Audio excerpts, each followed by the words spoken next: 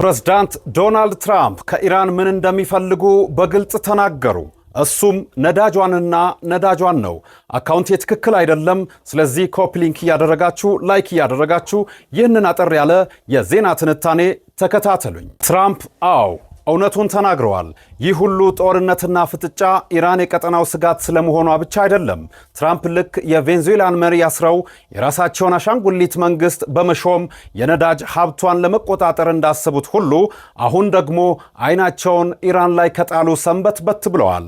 ለፋይናንሻል ታይምስ በሰጡት አነጋጋሪ መግለጫም ከሀገሪቱ የነዳጅ ዘይት መውሰድ እንደሚፈልጉና ምናልባትም የኢራን የኢኮኖሚ የደም ስር የሆነችውን ካራክ ደሴትን ሊቆጣጠሩ እንደሚችሉም ፍንጭ ሰጥተዋል።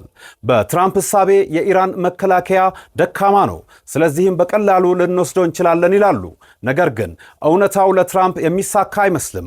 ኢራን እስካሁን ድረስ በአሜሪካና በእስራኤል በኩል የሚሰነዘርባትን የተለያዩ ጥቃቶች በጽኑ መክታና ተቋቁማ ከአቋሟ ፍንክች ያባብላዋ ልጅ ብላ መቆየት ችላለች። ትራምፕ እውነቱን ለመናገር የምፈልገው ከኢራን የነዳጅ ዘይት መውሰድ ነው ቢሉም ኢራን ግን ማንኛውንም የነዳጅ መሰረተ ልማቶቿን የሚነካ ጥቃት እንደ ቀይ መስመር አድርጋ ነው የምትመለከተው።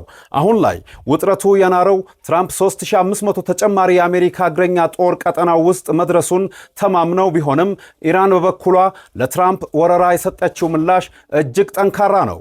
በምድር ጦር ከመጣችሁ ዋጋችሁን እሰጣለሁ በማለት አሜሪካ የምድር ጦርነት የምትከፍት ከሆነም ከፍተኛ ዝግጅት ላይ መሆኗን ገልጻለች።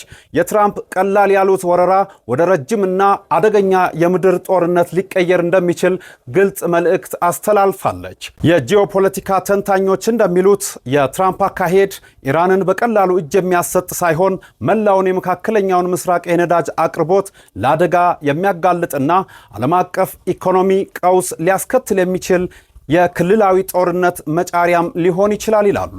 ትራምፕ ይህንን ጦርነት ሲጀምሩ በሁለትና በሶስት ቀን እንጨርሳለን ብለው ወራት እንደፈጀባቸው ሁሉ እስካሁን ኢራን ያሳየችው የተጋድሎ አቅምና ለምድር ጦርነት ያደረገችው ከፍተኛ ዝግጅት የትራምፕ የነዳጅ ዘረፋ እቅድ ዋጋው እጅግ ከባድ ሊሆን እንደሚችል ይገመታል። እናንተስ ምን ትላላችሁ? ትራምፕ የኢራንን ነዳጅ ለመቆጣጠር የሚያደርጉት ጥረት ይሳካላቸዋል ወይስ የኢራን ምላሽ የጦርነቱን አቅጣጫ ይቀይረዋል? ሐሳባችሁን በኮሜንት ላይ አጋሩኝ። ፎሎ ካላደረጋችሁ ፎሎ ማድረጋችሁ እንዳይረሳ።